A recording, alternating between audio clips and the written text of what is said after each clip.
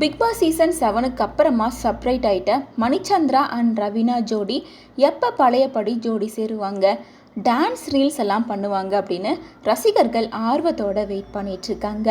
இந்த நிலையில் big pass கொண்டாட்டம் ஷூட்டிங் எல்லாம் முடிஞ்சு கூடிய சீக்கிரமாகவே விஜய் டிவியில் டெலிகாஸ்ட் ஆக போகுது. இந்த நிகழ்ச்சியில் மணிச்சந்திரா, ரவீனா உள்ளிட்ட எல்லாருமே கலந்துட்டுருக்காங்க. ஆனால் இதில் இன்னொரு விஷயம் என்ன அப்படின்னு பார்த்தோம்னா, மணிச்சந்திரா சிங்கிளாக தான் டான்ஸ் ஆட போகிறாராமா. ரவீனா கூட சேர்ந்து அவர் டான்ஸ் ஆட மாட்டார் அப்படிங்கிற மாதிரி ஒரு நியூஸ் சோஷியல் மீடியாவில் வைரல் ஆகிட்டு இருந்துச்சு.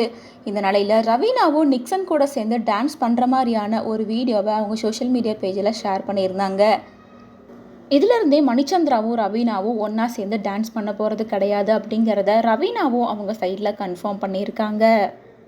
அது மட்டும் இல்லாமல் இவ்வளோ நாளாக நிக்சனோட ஸ்டேட்டஸ்க்கு ரிப்ளை பண்ணுறது, நிக்சன் கூட ரீல்ஸ் பண்ணுறது அப்படின்னு சொல்லிட்டு நவீனா நிக்சனுக்கு ஒரு க்ரஷ் மாதிரி தான் நடந்துட்டு இருந்தாங்க.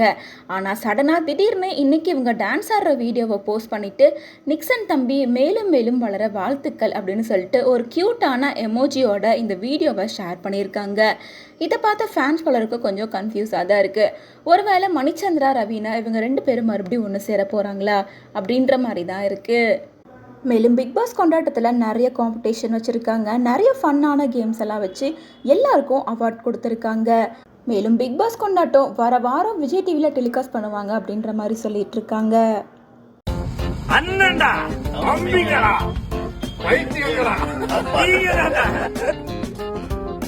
என்ன பாக்குறீங்க? டைலாக் சொல்லி பிடிச்சது பாக்குறீங்களா? ரொம்ப நாள் ஆகி போச்சுல, அதான் பிக் பாஸ் டைம் போச்சு.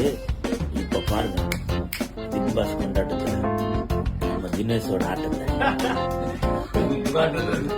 சைக்கிள் கேப்ல என்னை கோர்த்துட்டாரு பாத்தீங்களா இல்லையா? பாருங்க, இந்த பையன் துபாயில இருந்து பிளைட் பிடிச்சு பிக் பாஸ் கொண்டாட்டம் ஷூட்டிங்க்கு எல்லாம் வந்திருக்கான். நமக்கு என்ன வாங்கிட்டு வந்தான்னு கேட்டா ஒண்ணுமே சொல்ல மாட்டேங்க. ரேடியோ என்ன வாங்கிட்டு வந்த நீ? ஒண்ணுமே வாங்கிட்டு வரல. அப்படி இருக்க கூடாது.